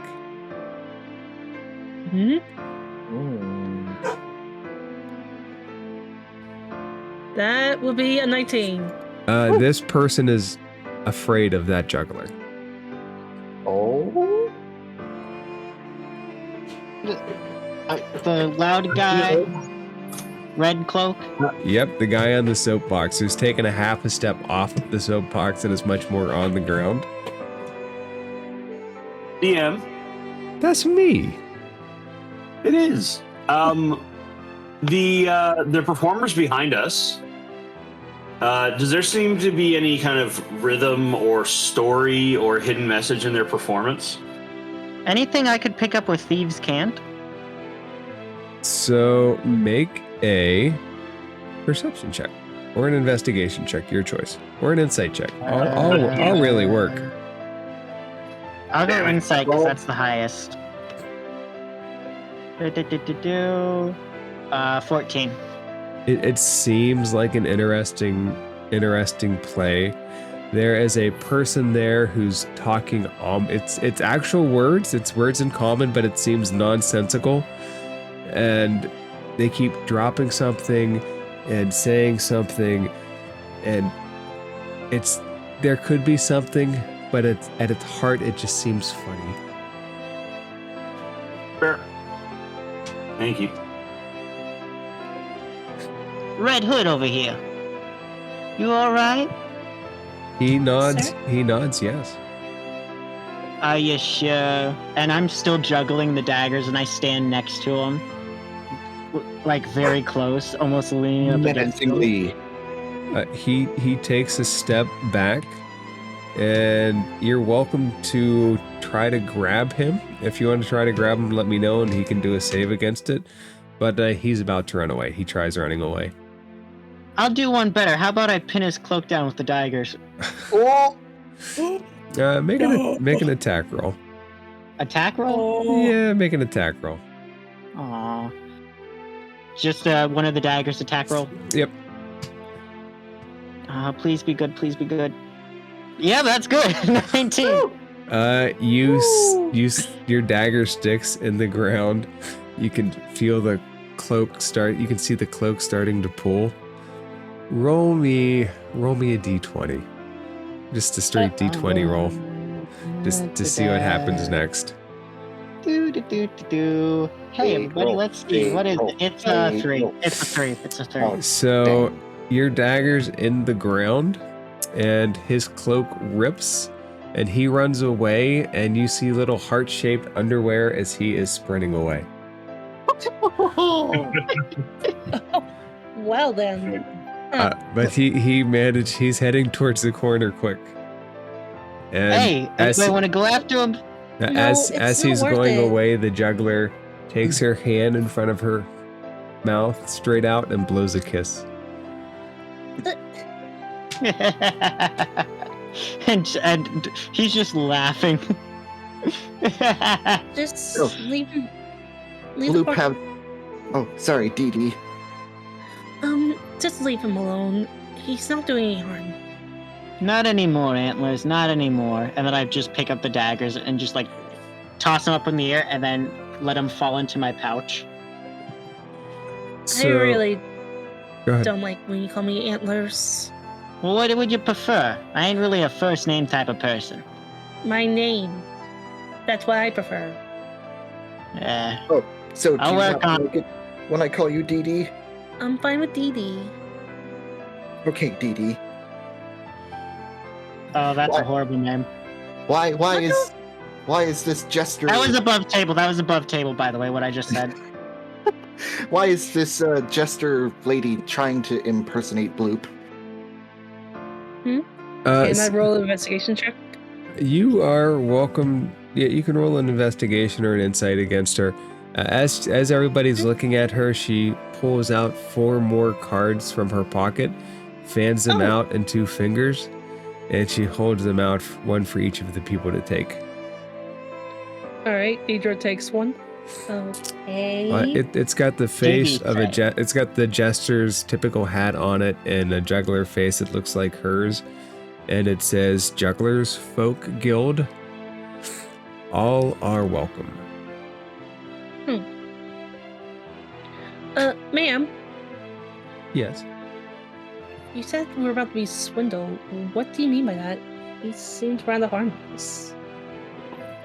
Most are. A fool Most? and his gold, or her gold, or their gold, are soon parted.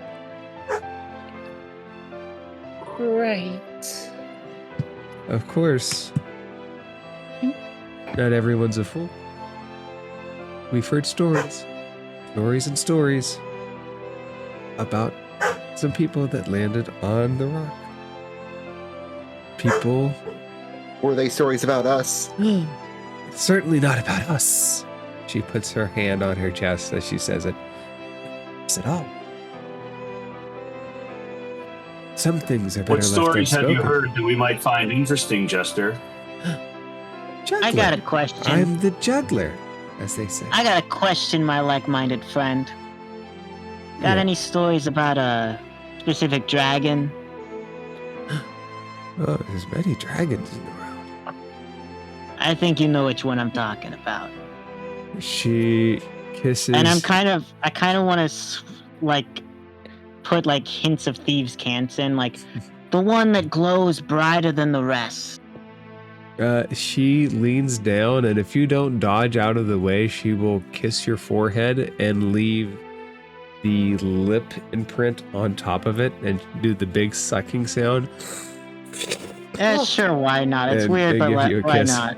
All right. And then she whirls her hand around and gives you one of her balls. And she Thank you kindly. She says, Adventures with Dragons can be found at the Jugglers Folk Guild. Only the best enjoy. We can fight dragons at the guild. Dee Dee, let's go. Hold on. Why? What? Why were you guys following me? Because we were worried about you. I just needed some fresh air, that's all. Well, it ain't always the smartest to go for fresh air with only a little companion. He's not that little, I know. Yeah, but how in the big- eyes of some species, he is. How big is Lavender? GM? Oh, I'm sorry. What was the question? I zoned there for a How minute. big is Lavender? A blink dog is the size of a regular dog. A regular dog could be big or small. That is true. We could be talking about like a Chihuahua, or we could be talking about like an Irish Hound. I would say imagine a golden retriever. Okay. A golden. go. Okay. Yeah, imagine the size of a golden retriever. Okay, so a medium to large size dog. Yes. Yep. Well, I feel pretty safe with Lavender.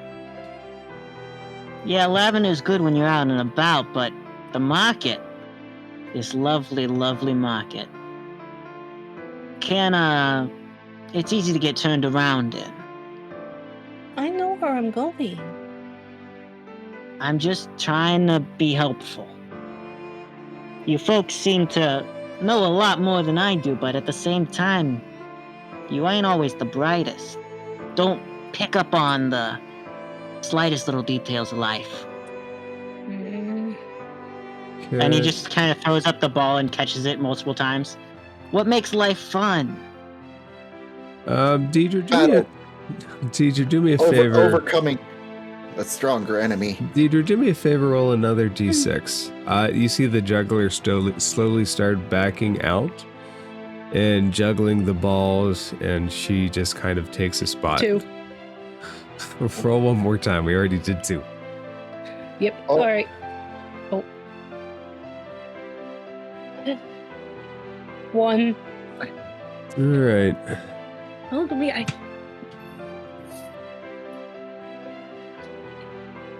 Everybody make a perception check.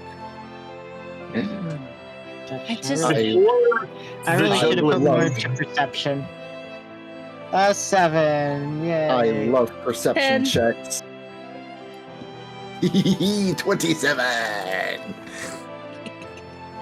I'm just gonna say I'm a bit distracted by meeting the Juggler's Guild, you know? Bloop is a very perceptive idiot. He knows what's going on, but he has no clue. Rhoda, did you roll one as well? Not yet. I was wondering if before they leave, I was going to get an answer to the question I tried to ask them about what stories they had heard.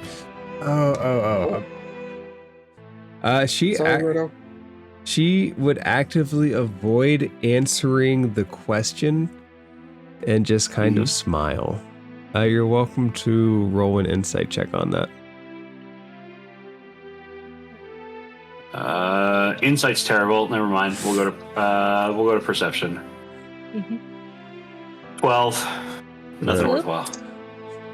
Of that group, Bloop, you see somebody slide something into Roto's pocket and slowly start to slide away. It is a dwarf. Roto, it looks like you're long. Is it a female or male? It is a male. I feel like an outsider couldn't tell the difference. It looks like your long lost brother tried to reverse pickpocket you. Well, they did. Oh. Lucifer, are you still here with us? Yeah, I'm still here. Did you roll? Yeah, I got a 7. He did. Okay. Bloop, as you say, go ahead. As you say that, Bloop, the figure backs away slowly and puts his finger up to his lip. Oh, that was supposed to be a secret reverse pickpocket. I see. I'm just going to pat my pocket to make sure Moo's still there. Moo is still there, yes. Remind me to make sure I do my extracurricular activity outside of the our Scully slime friends view. Roto, Bloop, you pop out of his pocket. No, Roto, Moo pops. Surprise! Moo pops out of your pocket holding a key, and he's just kind of looking at it in his paws. I'm going to reach down and kind of take the key from him. Are there any identifying marks or anything on it? No, but after a second, he brings out a piece of paper as well. What's it say? And I'll take the... Yeah, I'll read it. All right. It has a number and it says Hammer Street. It says specifically, it says 15 Hammer Street. Where's Hammer Street? Because I don't want to go far. Tinkers, restructure. What does this mean about 15 what Hammers Street? Where is Hammer Street? I assume this is an address and that this key may open the door there. I think the bigger question, and one part of the reason we had to catch up to you, Deirdre, is we need to decide if we're hanging around this rock much longer. Luke's got a good reason to get away from here. I would love to travel with you folks, but could I make a quick pit stop at this Juggler Folk Guild? Oh, never mind.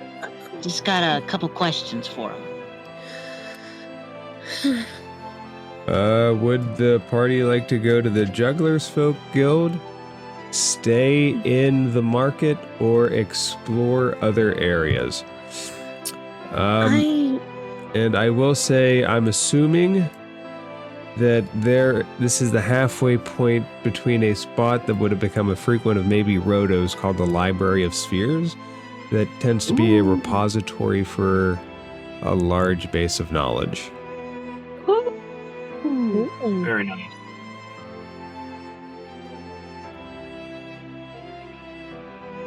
Oh, I think I remember Hammer Street. I think it's up in the direction of, if this is okay, I'm DM for me to know this, having been here, I assume, for a while. Yeah, you guys would have been here for at least a little bit of time to start getting, not overly acquainted, but certainly getting somewhat acquainted. I think it's somewhere up north by that Mages Guild that I met my friend at. Wait, is Hammer Street in the Temple District? Is that the Hammer Street that I'm thinking of? Hammer Street would be around there, yeah. Ugh. Hammer Street does I think have if a we're park. not running off this rock right now, I would like to follow up on the mystery of this little key. I think I know the address. I can meet you guys there if you don't want to join me at the Juggler's place.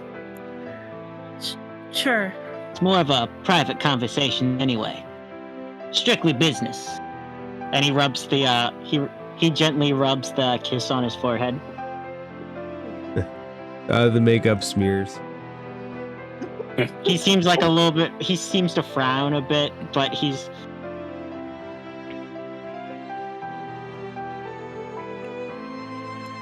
What do you think, And where dear are you, Deirdre? Are you still in search of a quiet park? Well, if I remember correctly, Hammer Street does have a park. Let's head over there.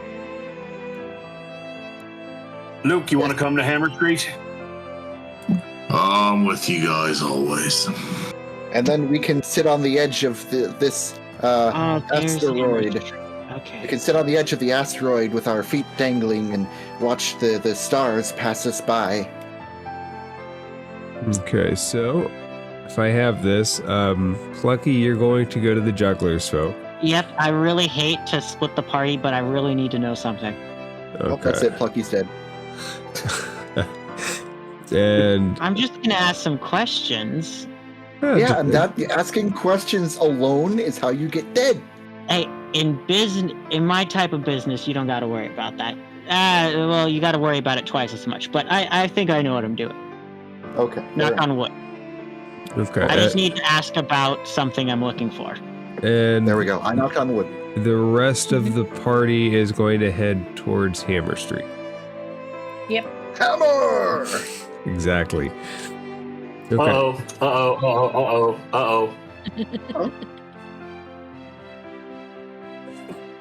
All right. So, Plucky, you separate and head towards the Jugglers Folk. You find their building. It is decently well marked, and you step in. And when you go there, there is a clown-faced man standing at a desk, and he smiles at you. And the other part of the group makes its way through the city towards the Dwarven district, through the Temple district is best. And let me describe what you guys see when you get there. There is a wooden 2-story building that is marked as 15 Hammer Street. There is a locked door, and it looks to be a decently sized building. What do you guys do? Are there any windows? There are a lot of windows, yeah. all around and on the second floor.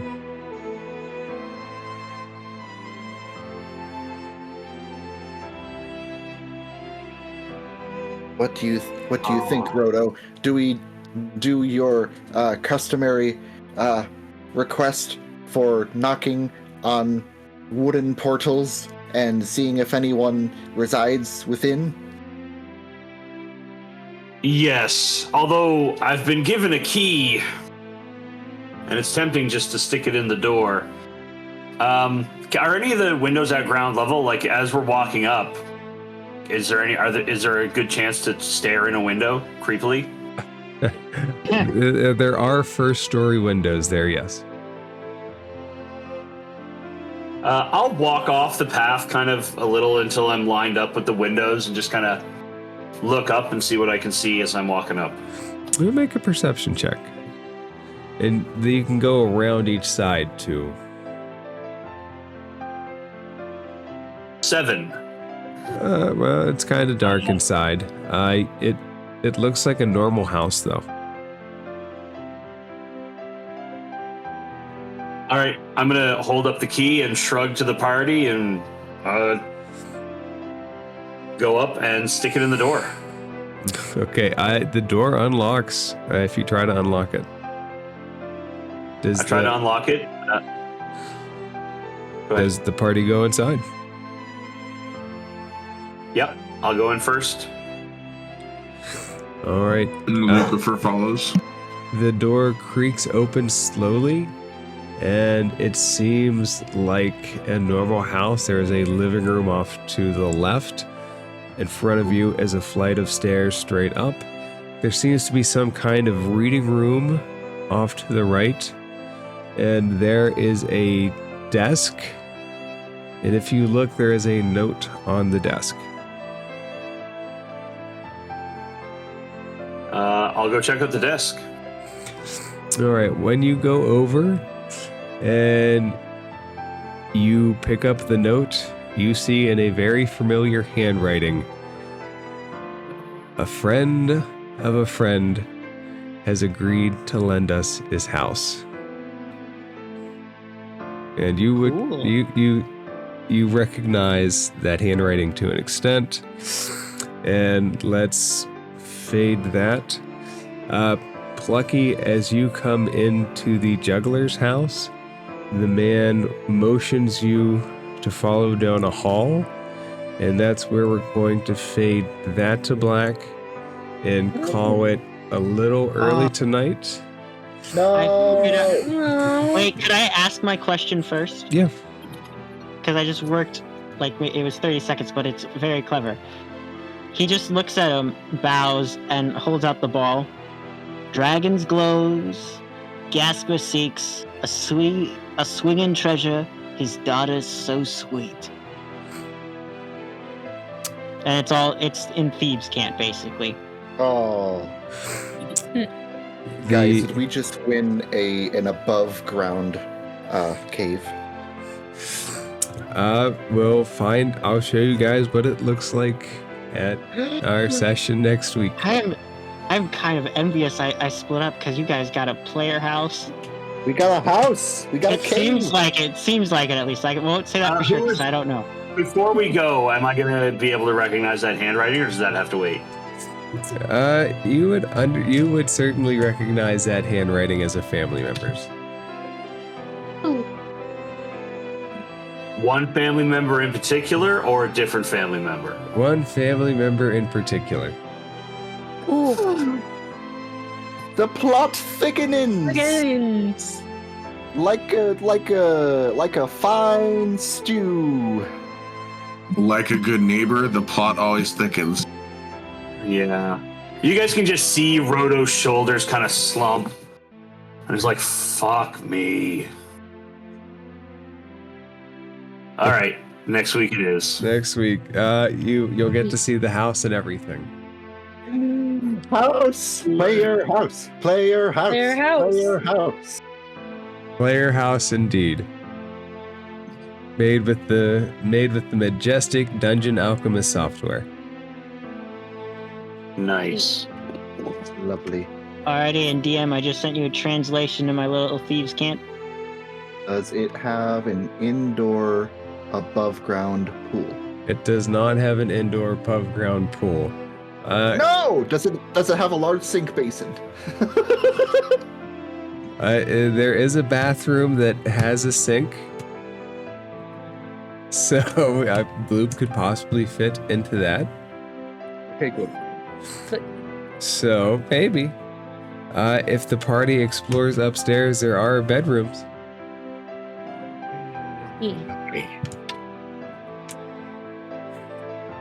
That was a lot of fun though, DM. I'm gonna pop out though. Yay. Thank you so much. I hope everyone has a good night and a great week. Rodo story. Alright guys, I'm gonna pop out too. I gotta take out the trash and do all that fun stuff that comes at the end of the night. I'm gonna go get go to the bathroom and then eat some food. And I got dinner waiting for me. I'll talk to you later, okay? Bye, guys. Thank you, GM, for game. Great night, everybody. Good night, everybody. I'm really trying to use Plucky to the best ability. Yeah, you're doing great. He's trying to genuinely help you guys, okay? Just know that. That's all you need to remember about him. He genuinely wants to help. Why is up to you. Yeah. Alright, I'm cutting out of here, guys. Have a great night. I will Catch you later. I will talk to you all later. Bye guys.